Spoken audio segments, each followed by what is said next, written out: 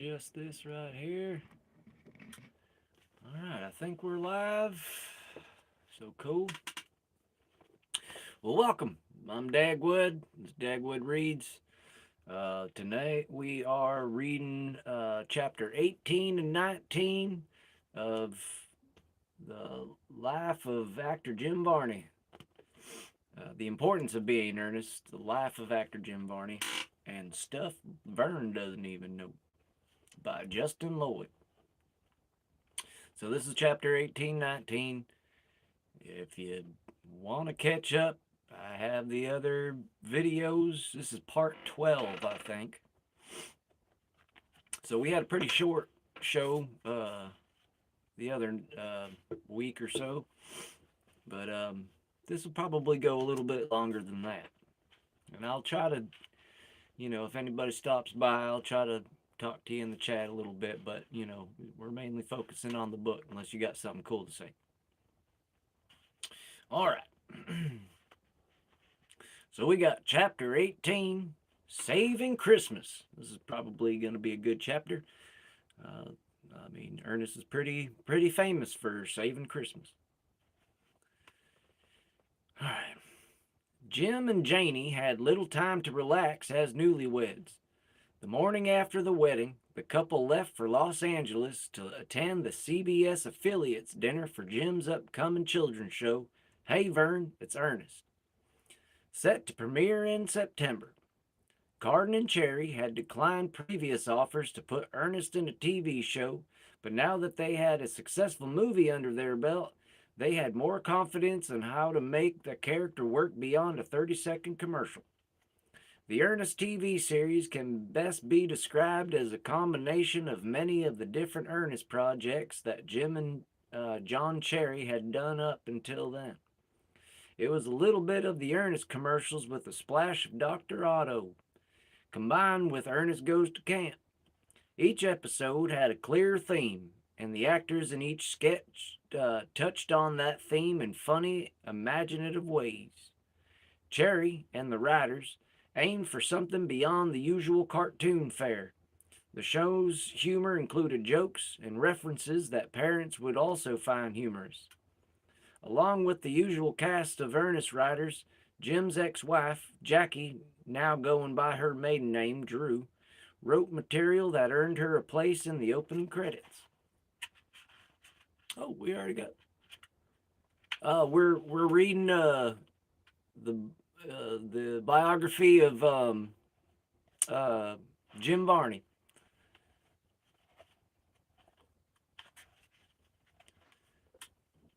Otherwise known as Ernest P. Worrell. Okay. The network originally wanted the show to be a cartoon with Jim voicing Ernest. If that had ever happened, so many of the expressive features of Jim's face would have been lost.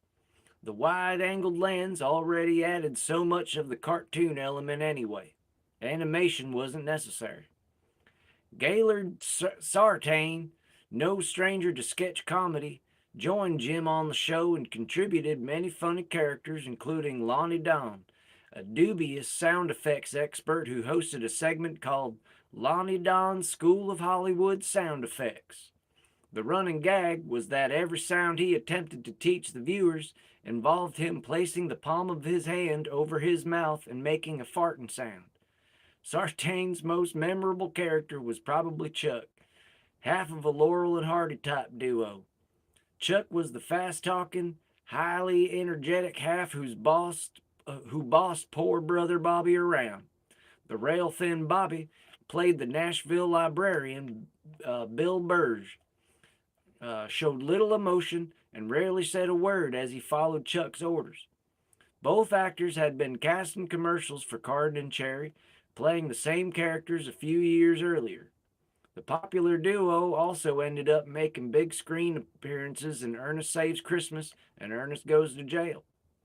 One of the many imaginative, non-human characters created for the Saturday show was a buck-toothed puppet named Dust Bunny. The bunny's ability to make Ernest sneeze is almost as impressive as the speed at which Dust Bunny's own sneezes propelled him in and out of the room. The puppet wore a miniature pair of Chuck Taylors and told jokes such as how he was the offspring of lint in a hairball. Probably the funniest and most ridiculous of Jim's characters was Baby Ernest.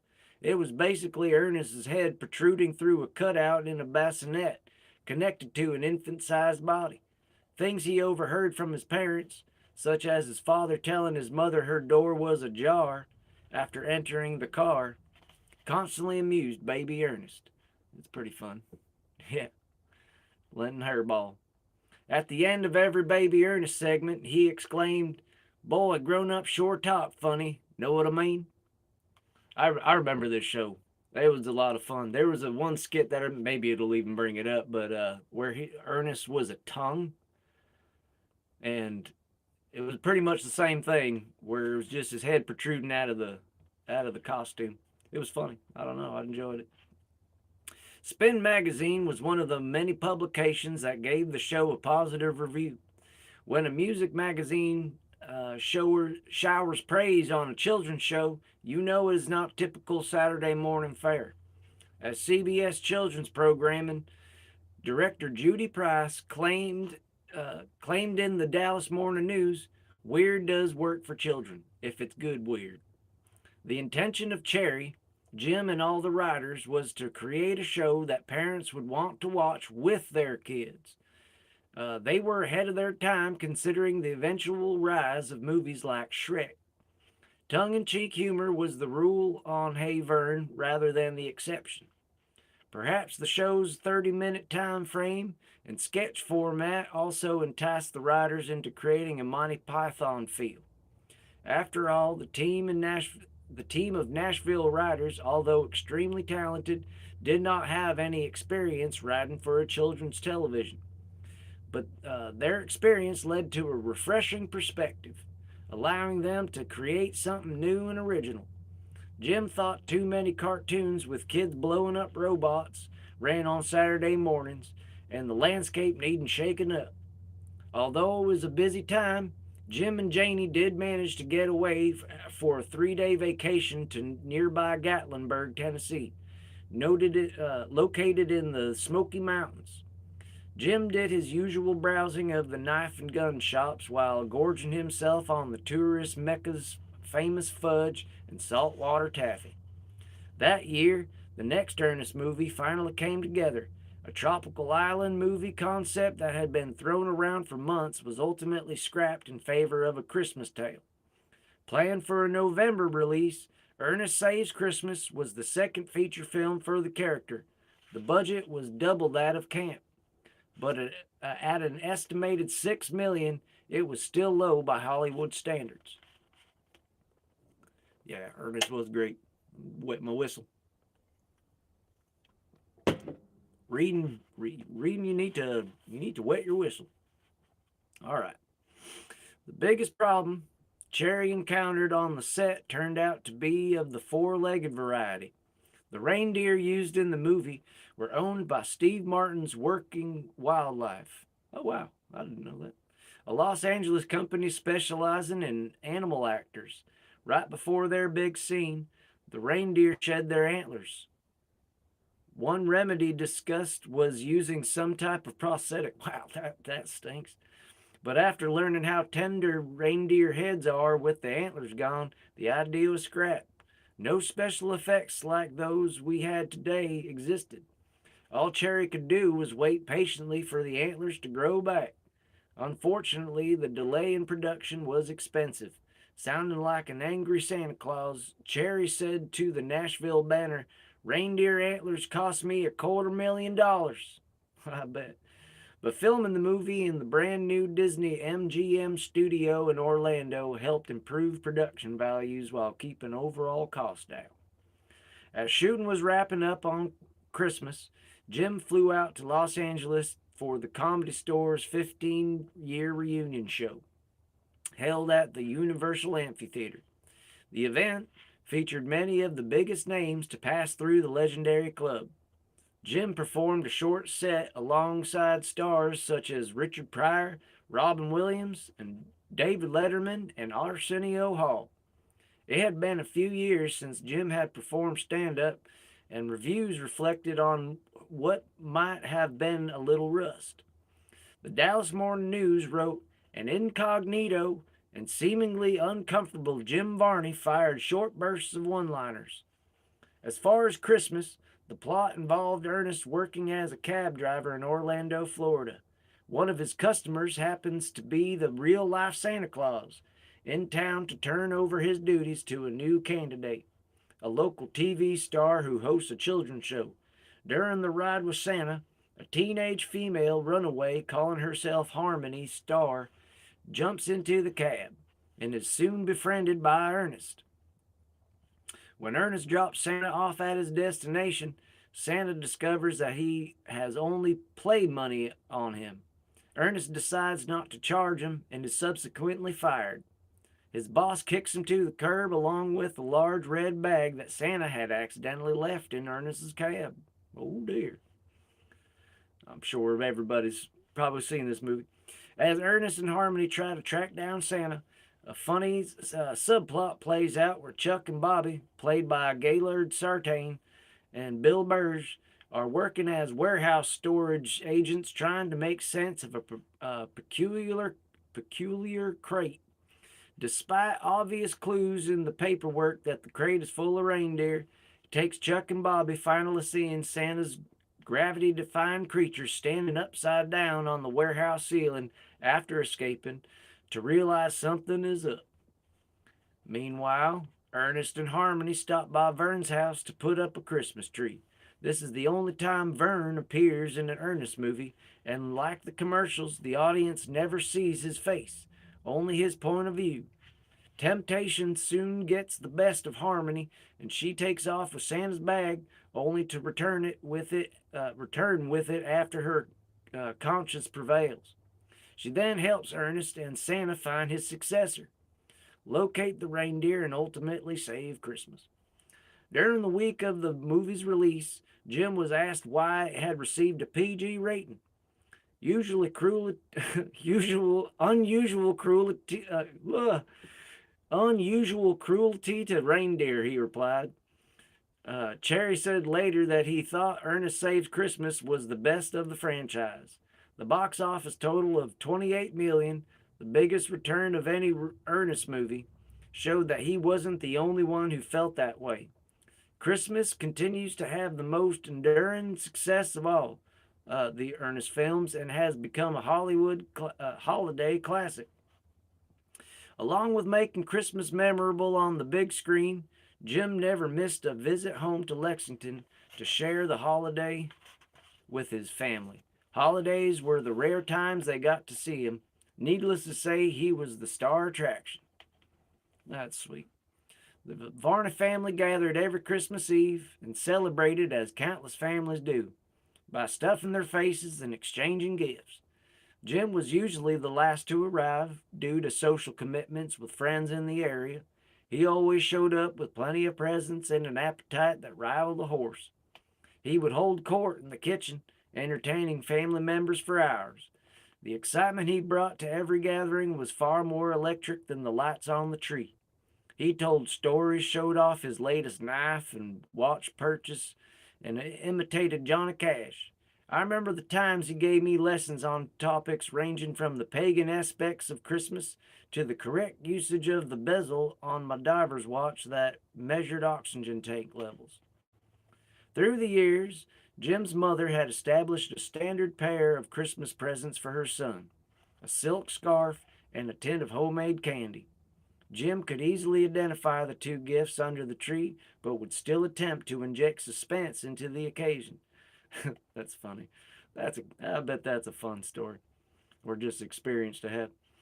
Um, Holding what was obviously the scarf in one hand and the candy in the other, he would say, "One of these is 2 pounds of candy, and the other is a silk scarf. I wonder which is which." One year, when the Christmas party was at Sister Sandy's house, her husband was having a difficult time getting the fire going. Jim walked over to the fireplace to help. After assessing the situation, he asked for a hair dryer. Everyone looked at him quizzically. Before they knew it, Jim had used the hairdryer to ignite the glowing embers and create a blazing fire. Santa Claus himself couldn't have been so cool. In addition to the new children's TV show, Jim was having discussions with CBS about starring in a non Ernest series. The primetime detective show was set around an Inspector Clouseau type character with a southern spin. He said, "It's going to be a little Rockford Files and a little Barnaby Jones and a little Barney Fife." Depending on the filming dates of the next Ernest movie, Jim hoped the show would be ready for the fall lineup. Unfortunately, like so many non Ernest forays, nothing ever came of it. Well, that's a shame. I never heard of it either. The New Year's Eve special was the last work Jim did for CBS. The children's show was canceled after the first season. Despite a letter writing campaign from the Ernest Fan Club, the 13th and last episode of the season, which aired on December 24th, 1988, turned out to be the show's finale. Although it had received critical acclaim, some of the humor may have been too sophisticated for the kids who tuned in. Cherry thought the show, referred to by some as a poor man's Pee Wee's Playhouse, would have flourished in another time slot, such as a Sunday evening. The disappointment over the cancellation became less painful after Jim was nominated for a Daytime Emmy Award for Outstanding Performer in a Children's Series. He received the ultimate late birthday present on June 20th, 1989, when he won the award, and he had turned 40 5 days earlier. Just a year earlier, he had been nominated for a Razzie Award for Worst New Star in Ernest Goes to Camp. The Razzies are the anti-Oscars. Oh, Hollywood can be so cruel. All right, that was the end of chapter 18. I'm going to wet my whistle and we'll start chapter 19.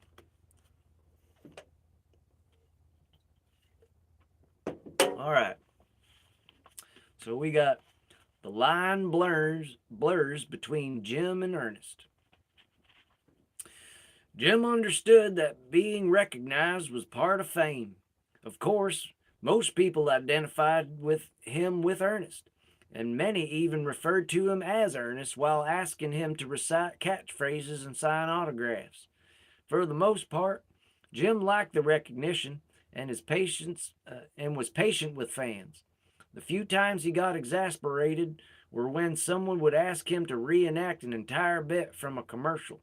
He once recalled his reply, "I'm sorry, but I don't have my window with me." That's funny. Some people actually called him Vern instead of Ernest. It was surprising how many people recognized Jim so quickly in public. Most of the time he looked un-Ernest like. Without the familiar baseball cap, his thick curly hair was revealed. He was usually wearing a silk shirt with the two bottom buttons undone, top buttons undone, and a fair amount of jewelry. His near perfect posture complemented the fluidness of his movements, which were more like those of a dancer than a klutzy TV pitchman. It was similar to watching the contrast between Christopher Reeve's awkward Clark Kent and Superman. Yeah, that's a good description. But what was a minor annoyance in his personal life became a huge roadblock in his professional one. Jim said that he made a point to come on to talk shows and other TV appearances dressed as himself to prove there's an actual me there. He hoped this would prevent him from becoming too identified with the character.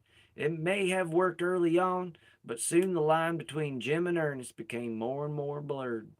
And Jim seemed to give it in to the fact that the industry and the public could not separate them. At the 1986 Music City News Country Awards, as he had at the premiere of the first Ernest movie, Jim appeared in a tuxedo with an Ernest-themed black satin baseball cap.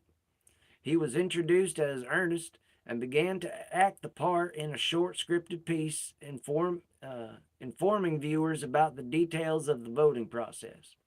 He wore the same formal wear when co-hosting CBS Happy New Year America 1988, 2 years later. His co hosts referred to him as Jim, even though he repeatedly called himself Ernest, essentially playing the character during most of the show. In 1989, Jim participated in HBO's Comic Relief, the hugely successful comedy benefit created in the late 80s and hosted by Robin Williams, Billy Crystal, and Whoopi Goldberg. It raised millions of dollars for the homeless while showcasing many of the biggest names in comedy.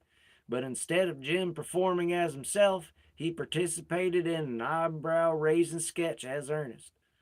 A young woman dressed in lingerie and her male lover, also dressed in women's lingerie and wearing a leather mask, were getting frisky in the bedroom. Jim, dressed as Ernest, lifts up the bedroom window from the outside, leans in, and yells, "Hey, Vern!" With his childlike mind, Ernest believes the two are horsing around in their Halloween outfits. Before the skit ends, Jim pulls out a Comic Relief t-shirt and begins hawking it as if he was on a TV commercial. Of course, the whole sketch wouldn't have been complete without his fingers being slammed in the fallen window. Of course. Jim was always willing to do something for charity, but it's unknown if he was asked to appear as Ernest or if it was his decision.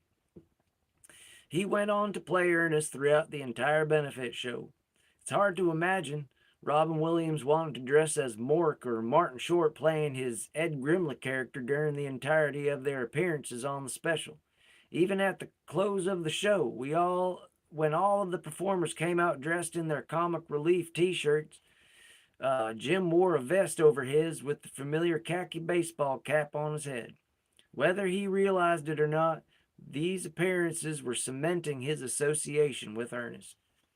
Still, Jim kept trying to break out. His next movie provided him a non-Ernest role that was still within the realm of comedy. In September 1988, Jim spent a week in Atlanta filming scenes for the independent comedy Fast Food.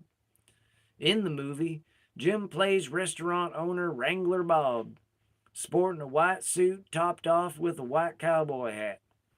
He looks like a skinny version of Boss Hogg, the greedy commissioner from Dukes of Hazzard.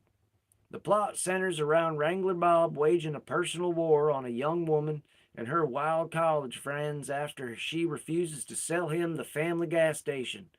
He has been eyeing for a new restaurant location. They become so irritated by his antics that they open their own restaurant to compete with him. The place proves to be a formidable competitor once employees unknowingly create a secret sauce that turns customers into sex maniacs. The movie was released in April 1989 and fizzled out after poor reviews and sparse attendance. Film critic Richard Roper said the script of Fast Food is so devoid of imagination that it would have been more interesting to film the cast's lunches. That's a burn. His comment referred to the colorful cast that included not only Jim, but recently retired adult film star Tracy Lords and actor Michael J. Pollard, among others. After moving so squarely into the kid genre with the Disney movies and the children's show on CBS, it was interesting that Jim took a role in such an adult-themed movie. Disney could not have been thrilled. Since the movie made few waves at the box office, it stayed under the radar and caused no apparent conflict with its kid-friendly image. I gotta drink some that way.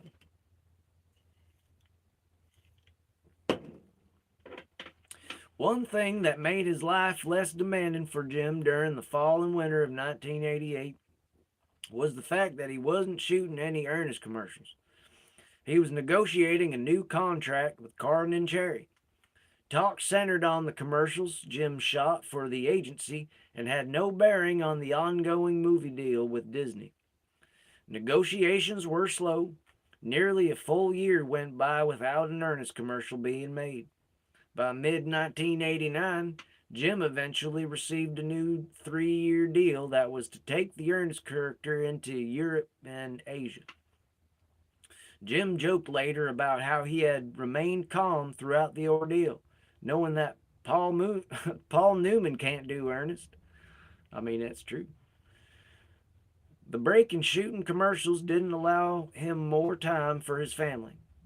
Did allow him more time for his family. His mother had been diagnosed with leukemia around 1987.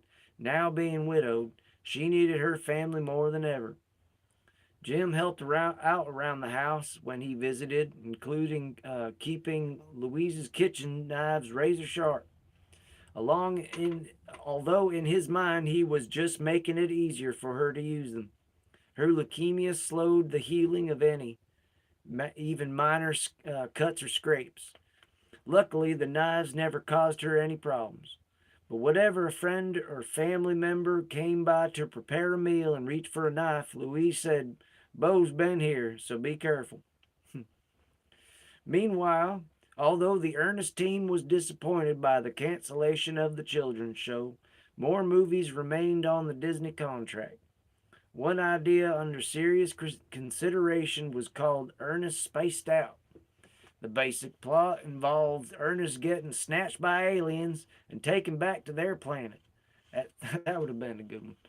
At some point, that was put on hold, and later that summer, it was announced that Ernest Goes to Jail would be the character's next adventure. Shooting was set to begin in Nashville in the fall of 1989. Jail finds poor Ernest going to the slammer in place of his doppelganger, who just so happens to be an evil crime boss. While Jim was still deciding where in his house to display his new Emmy Award, he found out he was to receive another honor that would be almost as meaningful: induction into Lafayette High School's newly created Hall of Fame.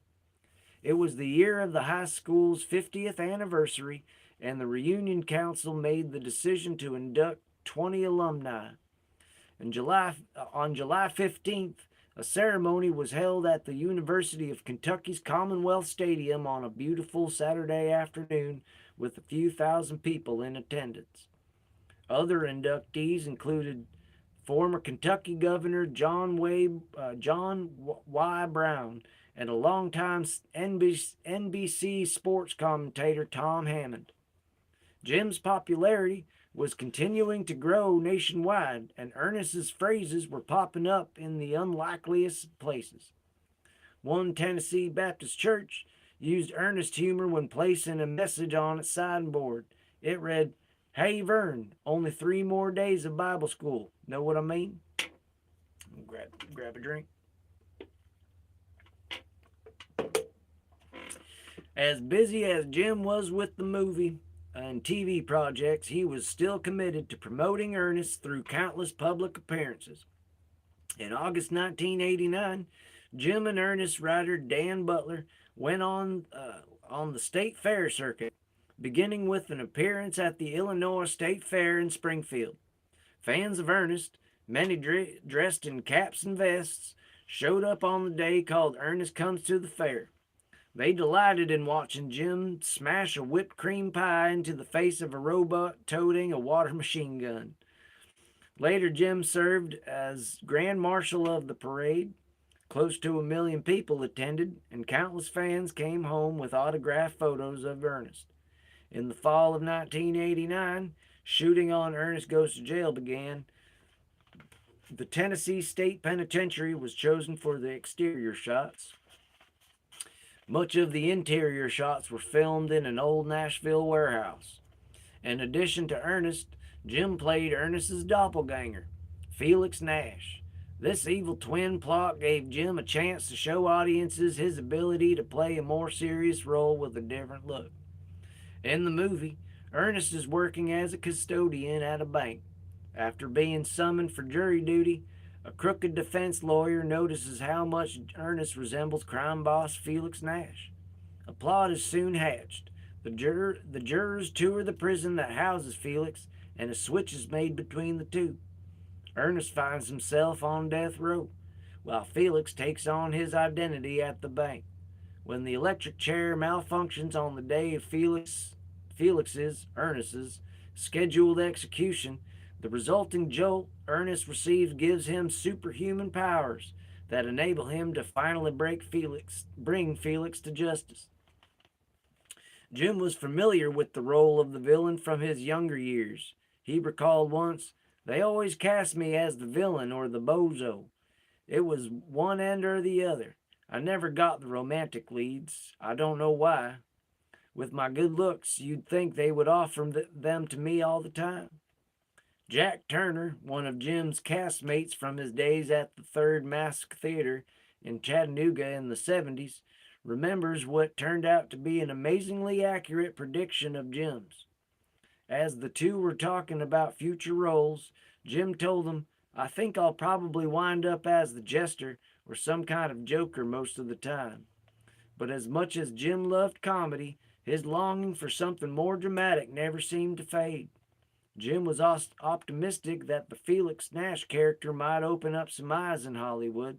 He said during the time, "Maybe I'll be reading with Harry Dean Stanton and fighting over a villain role, like Jim and like Jim, Central Kentucky native Stanton attended Lafayette High School."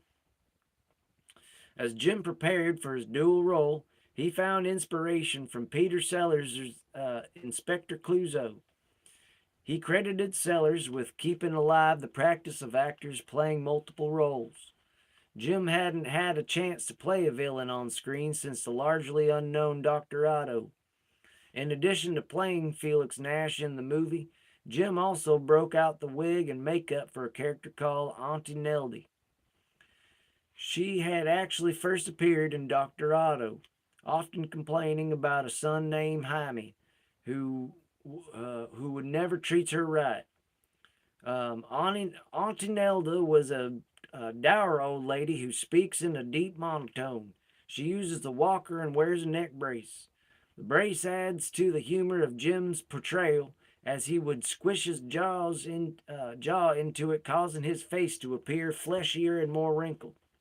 Ample padding gives Antonelda a disproportionately wide figure to go along with her oversized breasts. Her dress, hat, and pearl necklace make her look as if she was ready for church. Her sullen face includes heavy eye makeup and thick, bright red lipstick. She peers down through the glasses resting on the end of her nose, looking as if she is studying, and more often than not, judging whoever is on the other end. Grab a drink. As usual, Jim was performing some of the bigger stunts himself. For the flying sequences inside the bank, he wore a harness similar to one Christopher Reeves wore in Superman. He joked that it was a real pain in the crotch. I bet. A souped up floor polisher that could reach speeds of up to 20 miles per hour was constructed for the action sequences.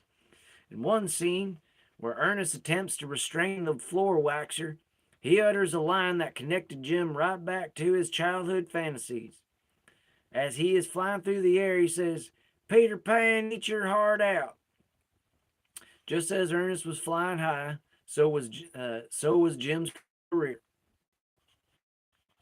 Since Jim had now become a big part of the Disney family, he began making appearances on their shows. In 1989, he appeared on the half-hour special Walt Disney's Celebrity Circus, promoting a new Disneyland ride called Ernest Goes to Splash Mountain. Later, he appeared on the new Mickey Mouse Club. The following year, he showed up to the John Landis directed Disneyland's 35th anniversary special. Even popular talk show host David Letterman found a way to use Ernest's popularity. Letterman's writers had been injecting Ernest into their popular top 10 lists, always referring to him as the Hey Vern guy. Beginning in the late 80s, and even continuing a few years beyond Jim's death, they included him in no less than 12 lists over a 15-year span. Letterman writer Bill Sheft shed some light on the perhaps why in a piece Sheft wrote for Sports Illustrated in 2009 in describing David Letterman's affection for how star athlete Peyton Manning played the stooge in various TV commercials. He wrote, "To call someone a TV stooge is the ultimate accolade for Dave. To be a stooge is is to willingly participate and no ego, no concern of how it all looks. In addition, one little known fact is that of a few of Letterman's memorable non sequiturs uttered through the years are borrowed from a character named Elrod Napier in one of Jim's old routines. Jim had written the character late one night at a Shoney's restaurant in Lexington. Elrod was a chubby boy around 12 years old from the South. Instead of playing outside, he prefers to sit around and scratch his back while watching TV all day. On their move to California, Joe Lyles contributed a piece of the routine that helped tie it all together. Elrod, Elrod, help Mama water the lawn. Elrod, honey, these buckets is heavy, is a line Lyles thought of in a Denny's restroom north of San Diego. When Lyles returned to the table and told Jim the line, Jim started laughing so hard he spilled his coffee. In Jim's act, lazy Elrod was always in front of the tube asking his mother the same annoying questions. What time is it? Became Elrod's catchphrase, along with, are you cooking beans? And is Zorro on?